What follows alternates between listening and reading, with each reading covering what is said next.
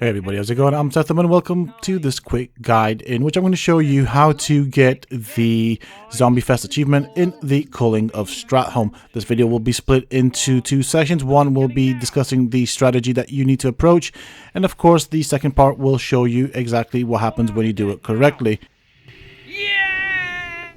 Okay, so the first thing that you will need to know is that you will need to split up your party into two groups. One will take the entrance side of the Culling of Sethum, and the second group will take the zombies towards the final run towards Mount Gannis. I'll go into more detail later on in this video as to how to do that exactly. So the first thing to keep in mind is that this first zone that has the little zombies, or the ones that you kill really quickly, will never have more than 85 zombies at any given time. Now for the achievement, we need to kill 100 zombies within 30 seconds of each other, which is why we need to split the group into two to get both the zombies on this side as well as the zombies as you come out of the back exit of the inn.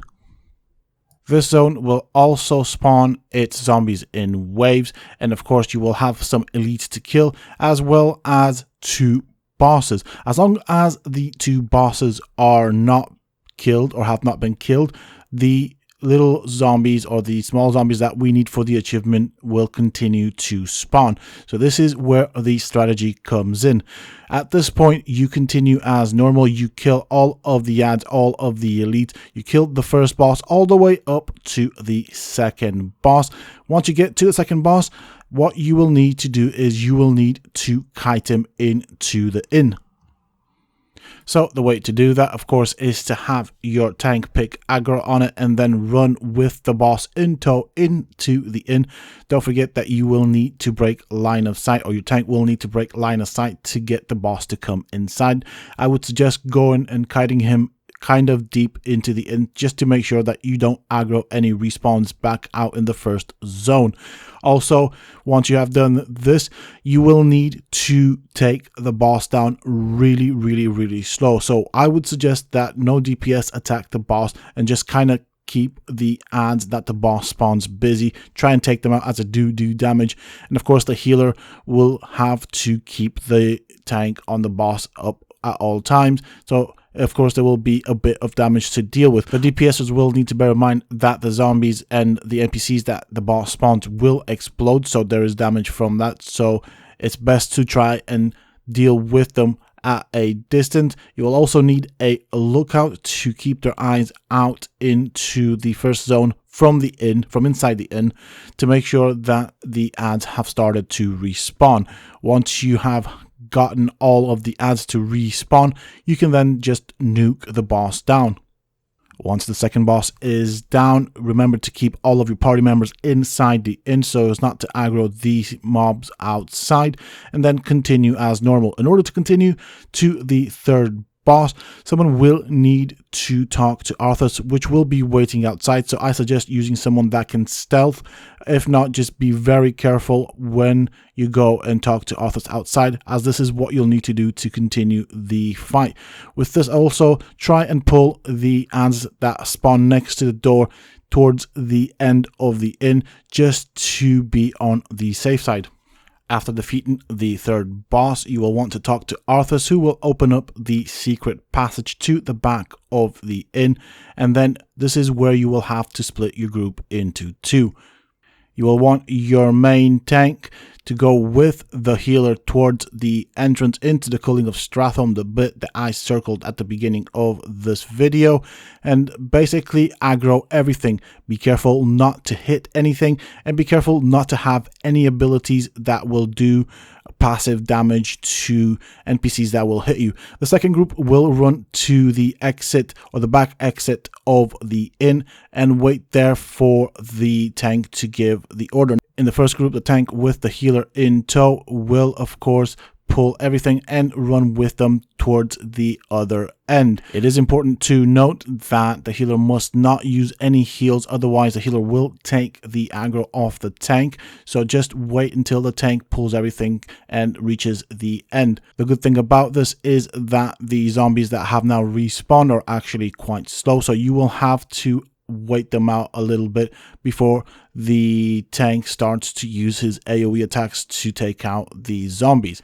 Also, this is the key part where communication is important, because a tank will have to communicate with the other group and let them know that he is about to start taking down the zombies. So I normally recommend using a countdown for this, just so you can coordinate better.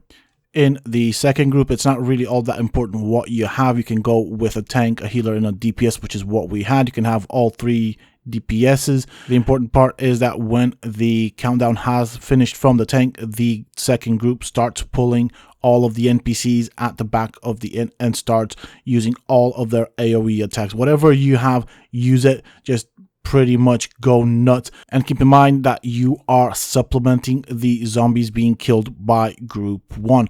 As I said at the beginning of the video, there are only 85 zombies that can spawn in the first part of the culling of Sethum. So here at the back, all you're doing is just supplementing that with whatever you have available to you in terms of zombies, and with that everyone should be able to get the achievement. Now if you are lucky and you have a group made of a tank, a healer, and a DPS as we did, then obviously you have a higher chance of surviving this, as of course the tank and the healer from the first section of the culling of Sethum can have enough time to run back and help the second group at the back. So as promised, in this second section of the video, you get to see this whole plan put into application and successfully executed.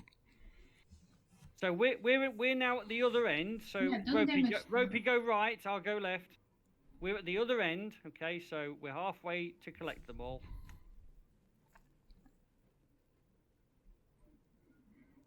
Yeah, don't kill them. It's okay. Ropey just has to manage to heal. No, not halfway. Right, now we're working our way back to you guys, right? Okay.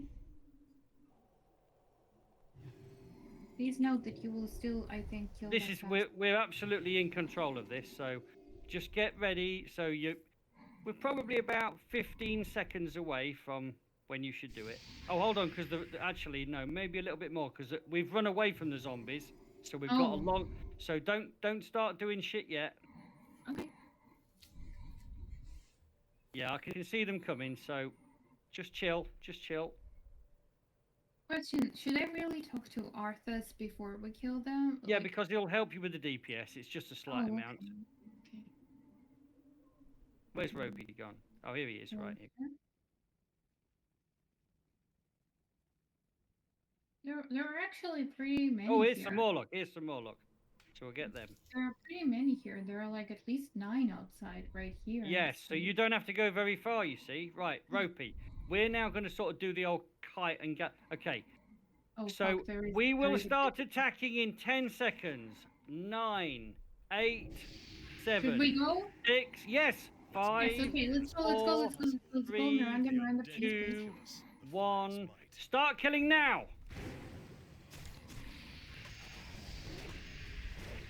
All ours are dead now. Yeah!